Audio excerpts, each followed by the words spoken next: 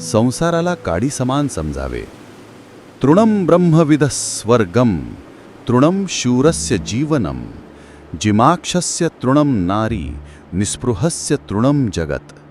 येथे आचार्य चाणक्य संसारिकतेला काडी समान आहे हे सांगून म्हणतात की ब्रह्मज्ञानीला स्वर्ग, वीराला आपले जीवन, संयमीला स्त्री आणि निस्पृहाला सर्व संसार काडी समान असतो.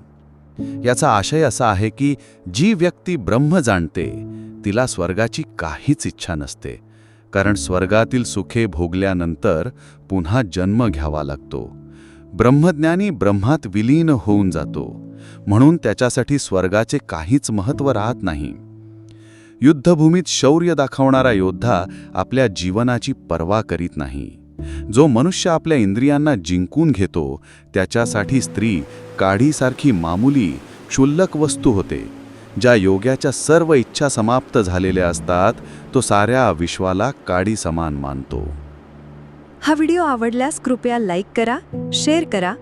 अशाच माहितीपूर्ण आणि प्रेरणादायी व्हिडिओसाठी आमच्या YouTube चॅनलला सबस्क्राईब करायला विसरू नका.